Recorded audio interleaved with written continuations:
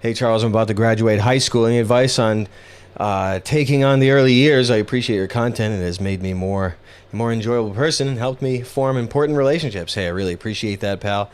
Yeah, I mean, there's plenty. There's plenty, man. I guess the only thing that matters is discipline and getting yourself sort of formed in here and in everywhere so that you even know what you want. Do you even know what you want? Is what you want really what you want? Or is it from something else? Now, I don't mean to be confusing like that, but it's something you have to consider all in order to plan to more better plan your life. It's a good discipline to work at, but you need to be great. You need greatness. It's just hard to define. Wisdom, even knowing what you want and the best way to achieve it. These are questions. These are the questions you want to be grappling with where you're at right now. Do you have any advice for self-hatred, self-loathing, and deep depression? Boy, do I. Thanks for that 20. I am Mr.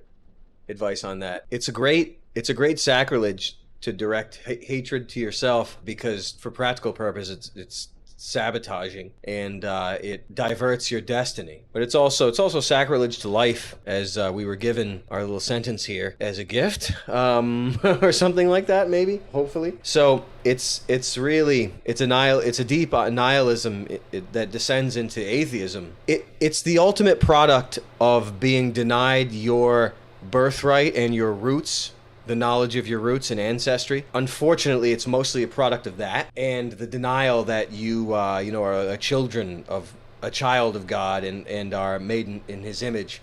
It's mostly side effects from that, and to participate or to revel in it is sacrilege and blasphemy, which are dangerous, super dangerous to be embroiled in. Super dangerous to be embroiled in my opinion. And if something is super dangerous spiritually or super unclean, then it means that its application in your life is a sabotaging one, a parasitic one. So I would say, instead of giving you tips, which are meaningless, unless you can train yourself to repeat it nonstop and like make it like a real system in your mind or a form in your mind, unless you can do that, it's going to be meaningless depending on how you apply wisdom into your life once you recognize it as such. You first must recognize it as wisdom in order to take it seriously properly. You understand what I'm saying? I think that'll give you something. What was that? Say it's close. When you say you hate yourself or you love yourself, what does that even mean? Because who's hating who? You only have your one consciousness, right? So you can't split yourself into two and have you hate yourself. You either become hate or you become love. You become your thoughts, no matter what. And your thoughts become your life, no matter what. And if you forget that for a second, you lose a day, or you lose a week, or you lose a year. So the goal is not to love yourself. The goal is that you should become love. Because when you become love, all of your thoughts are good towards everything. If you have wisdom, yes. If you have wisdom, then you don't mistreat yourself or others, and you deal properly and fairly. If you have hatred for yourself, then you can't deal with other people without that hatred of them as well. Like, you can never be true to others if you're debilitated to such a degree where you hate yourself. Because if you hate yourself, it means you hate everybody else. It's going to come out to that at the end of the day, no matter what. In your behavior and everything. Yeah, it's important because how you treat yourself is going to bleed into how you treat others no matter what. So it comes back to haunt you in ways that are incalculable. It's not even possible to calculate. You feel hatred towards who you are. It doesn't come from within you. That's not from within you. That's from outside. It's a demon. Considering the malleability of everybody in regards to the application of witchcraft and hypnosis and the susceptibility to people, again, it's the same thing. You flip it around and you're able to self-program in every way that you're influenced by everything around you. You can influence yourself. It just takes some deprogramming, or rather overwriting of the sabotage that's been inseminated in you forever, with every single, all of school, everything you've ever watched, everything for your whole life. You have to overwrite it. Consider overwriting it with whatever tools are best suited to yourself, but I just talk about tools that I am familiar with. But it's a great sacrilege. It's to not walk on the correct path You know, incalculable setbacks are accumulated with going against that current that you're built for. Can only be done with prayer. Meditation, disconnecting, or being nothing, it seems to me like preparation to be completely dissolved after death, to prep your consciousness for complete disassociation. That's what it seems like the meditation stuff is to me. Therefore, prayer is the only solution. You're not Mr. You're the universe, or we're all one being, just different shards and this and that. No, nope. We're not a trillion shattered nightmares of some psycho freaking blind madman with God technology. No. Souls were made. They don't dissolve into one big soup at the end. No. Nope.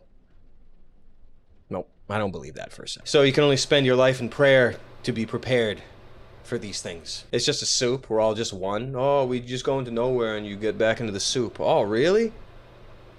I'll barf in that soup. I'll pour a freaking moonshine into it. Get out of my face with that crap. It's just crazy that people aren't prepared for it when the time comes, and that is the horror. We've talked about fear and dread, but that's the horror. Orthodox Christianity has the practice of hesychasm. Of your mind, of all worldly distractions, and to achieve calm stillness with God. This is Buddhism, Hinduism, spirituality. Yeah, being with God but not being nothing.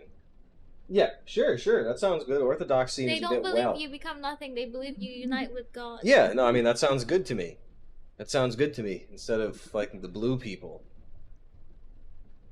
Except the blue people have a different style.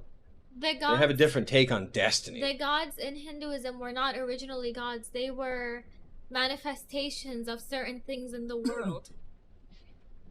Correct. They are not to be worshipped. In spirituality, there is no worship. I have no idea what those things were. A billion dead? If God is a part of you, you don't worship in that way. People don't understand that there are many gods, and there are many sub-gods and demigods, and lower. Many. There are many. There are powers and principalities, amplifiers, and managers of these things. And you just have to make it up as you go, because that knowledge is denied to you. But that's what they do. These things, they hate the hierarchy, so they want to flip it around. It's the same thing with the commies and all that.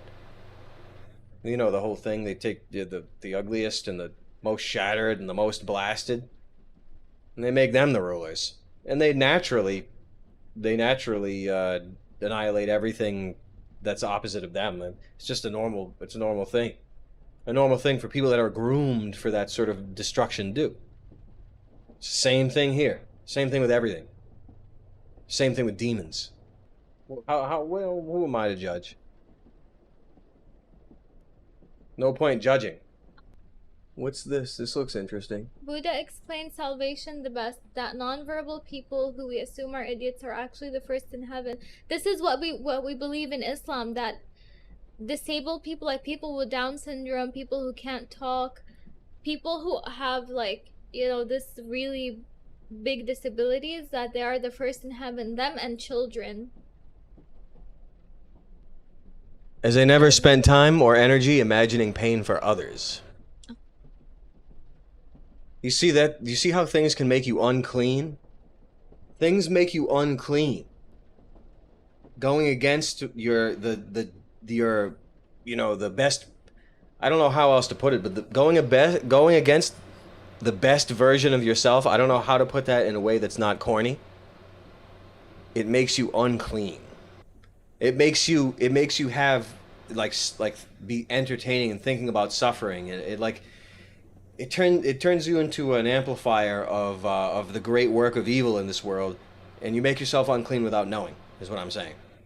It's that methodology of fooling you, so it makes you unclean in the sight of the Lord.